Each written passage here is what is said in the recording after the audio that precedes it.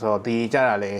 ေရှုံးတာနဲ့အတူတူပါပဲအလွန်ဆိုအနေနဲ့ဖြည့်ရှင်းချက်ပုတ်စာတွေအများကြီးကြံနေပါသေးတယ်ဆိုတော့လည်းမင်္ဂလာပါဆိုတော့အခုပဲကျွန်တော်တို့ဒါ Ryan Vakano နဲ့ကျွန်တော်တို့ Real Madrid ပွဲပြီးတော့ပါပြီဆိုတော့ဒီပွဲစဉ်နဲ့ပတ်သက်ပြီးကျွန်တော်တို့ဒါပွဲပြီးကိုပိုင်မြင်လေးသုံးသပ်ပြီးတော့မှဖြစ်ပါတယ်ဆိုတော့ဒီပွဲစဉ်ကတော့တည်ကြခဲ့ရပေါ့နော်ဆိုတော့တည်ကြတာလည်းရှုံးတာနဲ့အတူတူပါပဲအလွန်ဆိုအနေနဲ့ဖြည့်ရှင်းချက်ပုတ်စာတွေအများကြီးကြံနေပါသေးတယ်ဆိုတော့အရင်ဆုံးစပြောမယ်ဆိုတော့လီဗာပူးနဲ့ပွဲတုန်းကအရာတွေကိုပဲကျွန်တော်ရင်စပြောရလိမ့်မယ်ဆိုတော့လီဗာပူးနဲ့ပွဲမှာဖြစ်ခဲ့တဲ့အရာတွေနဲ့ဆင်တူနေတာကိုတွေ့ရတယ်final သက်ဆုံးနဲ့ရောက်တဲ့အခါတိုက်စစ်ကဘာမှအလုံးမလုံးနိုင် final သက်ဆုံးနဲ့ဝင်ဖို့အတွက်တော်တော်လေးခက်ခဲနေတယ်အဓိကတော့ low block တွေကိုအလွန်ဆိုအနေနဲ့ဖြည့်ရှင်းဖို့ခက်ခဲနေတာကိုတွေ့ရတယ်မဖြည့်ရှင်းနိုင်ဘူးပဲပြောမှာပေါ့ဆိုတော့အစပိုင်းတော့ကျွန်တော်ဒီပွဲမတိုင်ခင်ဒါလူစင်းမတွေ့ခင်တော့ကျွန်တော်အနေနဲ့ဒီပွဲကိုနိုင်မယ်လို့ဒါခံစားမိခဲ့ but လူစင်းထွက်လာတဲ့အခါမှာကျွန်တော်အနေနဲ့ဒါလွန်ဆုံးတည်ရည်ဆိုတာပြီးပဲမျောလင့်မိခဲ့တယ်ဆိုတော့အရင်တော့မလောင်တော့ဘူးဗျာအရင်မမျောလင့်တာတော့အရင်မလောင်တော့ဘူးဆိုတော့ဒီနေ့ပွဲမှာဒါကွင်းလယ်မှာဆိုရင်ဂူလာနဲ့ဒါကာမာဗင်ကာကိုတွဲသုံးရတဲ့အချိန်မှာဘာမှအလုပ်မဖြစ်ဘူးလို့ပြောလို့ရတယ်ဆိုတော့ချောမနီမပါလာတဲ့ကွင်းလေတော်တော်လိုအပ်ချက်တွေများနေအောင်တွေ့ရတယ်ဘာမှမလုပ်နိုင်တာကိုလည်းတွေ့ရတယ်ဆိုတော့အဒါကူလာနဲ့ကာမာဗင်ကတွဲလုံးကိုအလွန်ဆိုအနေနဲ့စမ်းလာလားဘာလားတော့မသိပေမဲ့အဆင်မပြေတော့သိရနေပြီနောက်တစ်ခုကအာနိုးကိုထည့်မသုံးတာပါဆိုတော့အာနိုးတော့ဒါဒီနောက်ပိုင်းမှာထည့်သုံးရဆိုပေမဲ့ပွဲစားတွေကဘာလို့ထည့်မသုံးတာလဲကျွန်တော်စဉ်းစားစရာပဲဆိုတော့ Verratti ကမှန်ပါတယ်ဆိုတော့အဲ့လက်ရှိနေရာမှာအဆင်ပြေနေတယ်ဆိုပေမဲ့ Verratti ရဲ့အဓိကနေရာကွင်းလေပါဆိုတော့ကွင်းလေမှာပြန်ကစားခိုင်းဖို့လိုအပ်နေပါပြီဆိုတော့ကွင်းလေမှာအားနည်းချက်တွေရှိနေတယ် Verratti ပြန်လာမှကွင်းလေကတော်တော်လေးကိုအဆင်ပြေမှာကိုတွေ့နေရတဲ့အချိန်မှာ Verratti ကိုကွင်းလေပြန်မလာခိုင်းမယ်နဲ့အဲ့နေရာမှာပဲကစားတယ်ဆိုတော့အာနိုးကိုဘာလို့ခေါ်ထားတာလဲဆိုတော့အာနိုးလိုချင်တုံးကလေသူတို့အနေနဲ့အသေးအတန်ကြီးခေါ်ယူခဲ့တာဆိုတော့အသင်းဘက်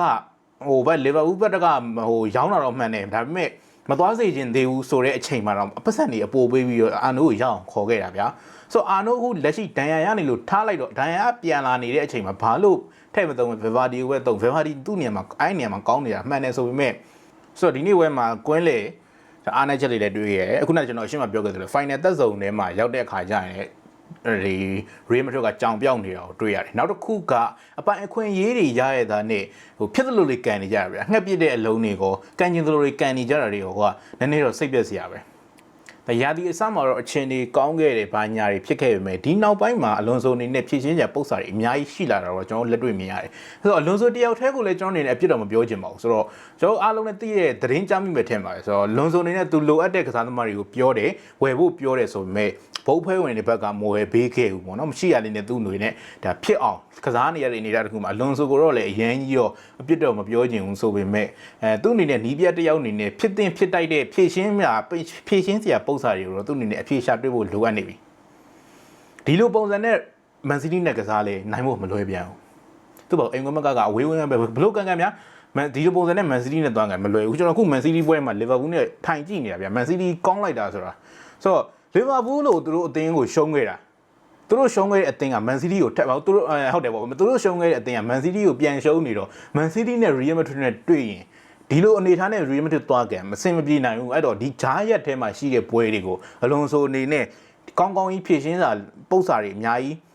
အဖြေတွေရှာတွေ့နိုင်ဖို့လိုအပ်တယ်ဟုတ်တော့ကျွန်တော်ပွဲကြုံမှာပြောခဲ့သလိုပဲတစ်ဖက်အသင်းကတော့ဒါ Ryan Vakano ကဒါ Real Madrid တွေ့တိုင်းမှာဒုက္ခပေးတတ်တာမှန်တယ်အိမ်ကွင်းမှာသွားတိုင်းလေ Real Madrid တို့ဒါဒုက္ခရောက်တတ်တာမှန်တယ်ဆိုပေမဲ့အရင်နှစ်တည်းကဒုက္ခပေးတယ်ဒုက္ခရောက်တယ်ဆိုတာဒီနေ့ပွဲလောက်မဆိုးသေးဘူးဗျာဒီနေ့ပွဲတော့တော်တော်ချင်းနေဆိုတာပါအရင်နေ့တွေကဒုက္ခရောက်တယ်အရင်နှစ်တည်းကဒုက္ခရောက်တယ်ဒုက္ခပေးနိုင်တယ်ဆိုတော့အနည်းဆုံးတော့ဂိုးသွင်းနိုင်တယ်ဒီနေ့ကဂိုးကိုမသွင်းနိုင်တယ်ဂိုးသွင်းဖို့နေအဲ့ဂိုးသွင်းဖို့ဖန်တီးပေးဖို့ကိုတိုင်ပတ်နေတယ်ဘောစာမထွက်ဘူးထွက်လာတော့final သက်ဆုံးနဲ့ရောက်တော့လဲကန်ကျင်သလိုတွေကန်တယ်ဖြစ်ရှင်တိုင်းတွေဖြစ်နေကြဆိုတော့အလွန်ဆိုအနေနဲ့လာမဲ့ပွဲတွေတော်တော်ဖြစ်ရှင်းဖို့လိုအပ်နေပါပြီနောက်တစ်ခုကလာမဲ့ပွဲတွေအားလုံးကအဝေးကွင်းတွေကန်ရမှာဆိုတော့အဝေးကွင်းတွေကန်မှာဖြစ်တဲ့အတွက်သူ့အတွက်ကလုံးဝဆာမွေးကြီးကရောက်လာပြီဒီနောက်ဆုံးအရှင်းမှာတွေ့မဲ့အဝေးကွင်း၄ပွဲမှာဆိုရင်လေဒါ Athletic Club တို့လိုပါတယ် Athletic Club ဆိုတာလေကျွန်တော်ဒီ Ryan Vakano တို့ပဲ Real Madrid တက်ကဒီ Real Madrid ကိုဒုက္ခပေးတတ်တဲ့အသင်းပဲဆိုတော့အခြားထဲမှာတော့ဂျားထဲမှာတော့ဒါOkan Picano ဆိုဒီ Archie တို့ဘာလို့ရှိသေးတယ်ဆိုပေမဲ့Athletic Club ပွဲကအခက်ဆုံးပဲတခြားအသင်းတွေအလုံးမဟုတ်ဘူး Athletic Club လည်းဒီလို Ryan Vakano လိုပဲ ဆမ်ဝဲလုံးဝအကြီးကြီးဖြစ်ရမယ့်ပွဲလောက်ဆိုတော့ပြောနေတော့ကုန်မှာတော့မဟုတ်ဒီနေ့ပွဲတော့ကလေအားနည်းချက်တွေအများကြီးပဲဆိုတော့လီဗာပူးနဲ့ပွဲတုန်းကအလားတူပဲအားနည်းချက်တွေကတော့အခုဒီမပြင်ဆင်နိုင်သေးဘူးအလွန်ဆိုသေးလေလောဘလော့ပုတ်စာတွေအခုဒီမဖြေရှင်းနိုင်သေးဘူးတော့ဟိုဒီနေ့ပထမအခုမှပထမရသည်ဆိုတော့ပြောတော့စောပါသေးတယ်เนาะစောဖို့ပြောဖို့တော့စောပါသေးတယ်ဆိုတော့အများကြီးတော့ဟိုစောင့်ကြည့်ရအောင်မယ်ဆိုမဲ့ကျွန်တော်ကိုယ်တိုင်လည်းမမျှော်လင့်ထားတာဖြစ်တဲ့ဒီနေ့ပွဲတော့တိတ်တော့မလောင်ခဲ့ဘူးဗျာဒါပေမဲ့ကျွန်တော်ခုနပြောခဲ့သလိုပေါ့တရေဓမတ်ရခဲ့တယ်ဆိုတာလည်းရှုံးတာပဲတရေနှစ်ပွဲဆိုရင်တစ်ပွဲရှုံးနေပြီဆိုတော့တရေနှစ်ပွဲမှာနှစ်မှတ်ပဲရမှာဆိုတော့တရေနှစ်ပွဲဆိုရင်တစ်ပွဲရှုံးနေပြီဆိုတော့တရေလည်းကျွန်တော်တို့လက်မခံနိုင်ပါဘူးဆိုတော့တစ်ဖက်အသင်းကခက်ခဲနိုင်တာဆိုရင်ခက်ခဲတယ်ဆိုပေမဲ့အဲဆိုတာတီးတဲ့အတွက်ဒီခက်ခဲတဲ့အရာကိုလွယ်ကူအောင်ဖြည့်ရှင်းနိုင်မှုပုံစံကနီးပြမှာအများကြီးမူတည်ပါတယ်ဆိုတော့မျောလန်ဟိုကျွန်တော်တို့ဒီလည်းဒါအလွန်ဆိုကကျွန်တော်တို့ချစ်တဲ့ဒီကစားသမားကြီးဖြစ်ခဲ့တယ်လက်ရှိမှာလည်းကျွန်တော်တို့ချစ်တဲ့လူတစ်ယောက်ဖြစ်နေဖြစ်တဲ့အတွက်အရင်တော့အပြစ်တော့မပြောသေးဘူးနောက်တစ်ခုကပထမရာသီပဲဖြစ်သေးတယ်ဆိုတော့ပြောအနေနဲ့အများကြီးပြင်ဆင်လာဖို့သူလုံနိုင်တာကိုလုံသမျှသူအများကြီးလုံနိုင်မယ်လို့မျှော်လင့်ထားပါတယ်ဘာဖြစ်ပါဆိုတော့ဒီနေ့ပွဲရတော့တည်ကြခဲ့ပါတယ်ဒါပေမဲ့လည်းလက်ရှိအချိန်ဒီတော့ Real Madrid ကလာလီဂါမှာအဆင့်1နေရာမှာရပ်တည်နေတော့ပါပဲဆိုတော့ brother အနေနဲ့ဒီဘက်ဘယ်လိုမြင်ခဲ့လဲဆိုတော့ comment လေးမှာရေးပေးသွားခဲ့လို့ရပါတယ်